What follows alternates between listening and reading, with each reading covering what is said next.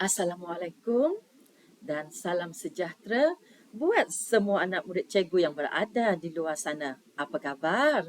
Cikgu mengharapkan kamu semua berada dalam keadaan yang sihat. Baiklah, pada hari ini cikgu akan mengajar kamu bahasa Melayu tahun 6. Sebelum itu, ambillah buku teks bahasa Melayu tahun 6 dan buka pada muka surat 206. Apa yang kita belajar dalam muka surat 206? Pada hari ini, cikgu akan mengajar kamu tata bahasa dengan tajuk kejujuran untuk manfaat bersama. Sebelum itu, apakah aktiviti kita? Aktiviti kita ialah bina pelbagai jenis ayat berdasarkan gambar ini. Tapi sebelum itu, kita baca dahulu petikan ringkas tentang kejujuran untuk manfaat bersama.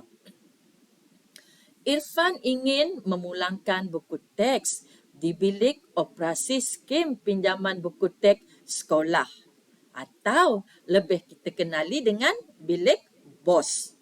Murid-murid, tandai buku yang kamu bawa pada hari ini. Minta pastikan semua bilangan buku teks cukup. Pinta Cikgu Rizal kepada semua murid.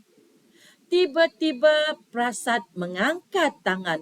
Cikgu, bagaimanakah jika buku saya hilang? Tanya Prasad.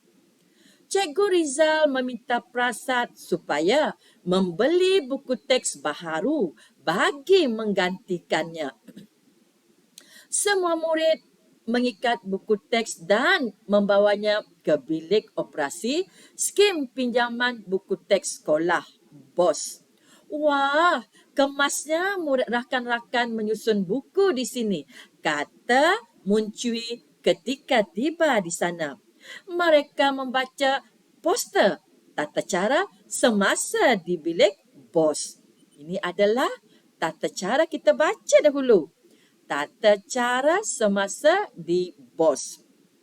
Pertama, murid dikehendaki mematuhi peraturan berikut. Dilarang masuk tanpa kebenaran. Dilarang memakai kasut. Dilarang membawa beg, makanan atau minuman. Dilarang membawa sebarang perkakasan, bahan atau buku keluar tanpa keizinan. Dan yang kedua, pengguna hendaklah sentiasa menjaga kebersihan. Pada awal tadi, cikgu kata aktiviti kita ialah bina pelbagai jenis ayat berdasarkan gambar yang diberikan kepada kita ini. Perkataan yang pertama ialah apakah? Apakah ialah jenis ayat tanya. Aduhai jenis ayat seruan. Dan yang ketiga, letakkan jenis ayat penyata. Maka berdasarkan gambar di bilik BOS dalam gambar ini, kita kena membina 3 ayat berdasarkan perkataan ayat tanya apakah, ayat seruan aduhai dan ayat penyata letakkan. Mungkin pada perkataan apakah bagi ayat tanya. Apakah yang perlu saya lakukan sebelum memulangkan buku teks di bilik BOS ini? Itu mungkin ayat tanya kamu. Ataupun, apakah yang perlu saya lakukan semasa saya berada di bilik BOS ini? Itu adalah 2 contoh tentang ayat tanya dengan menggunakan apakah. Ayat seruan dengan perkataan aduhai. Mungkin kamu kata seperti ini. Aduhai, banyak pula buku teks yang rosak di bilik BOS ini. Itu mungkin menggunakan ayat aduhai, contoh ayat. Dan contoh ayat kedua dengan perkataan aduhai. Aduhai, banyak buku teks yang rosak pada tahun ini dipulangkan ke dalam bilik BOS. Itu adalah contoh ayat kedua dengan menggunakan perkataan aduhai.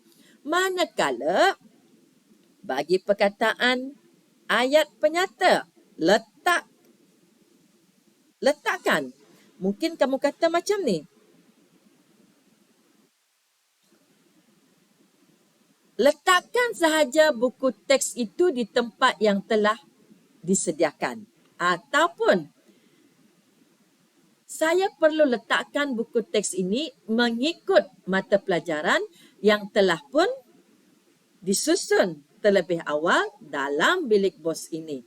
Itu adalah 6 contoh ayat berdasarkan perkataan apakah bagi ayat tanya, ayat seruan aduhai dan ayat penyata letakkan. Maka berdasarkan 6 ayat yang telah pun cikgu berikan kepada kamu tadi, cikgu mengharapkan kamu dapatlah membina 3 ayat berdasarkan apakah, aduhai, letakkan.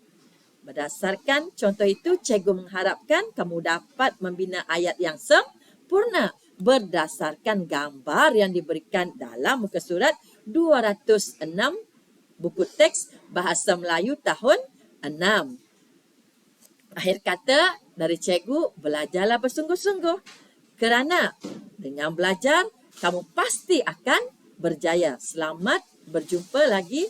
Assalamualaikum dan jangan lupa belajarlah rajin-rajin.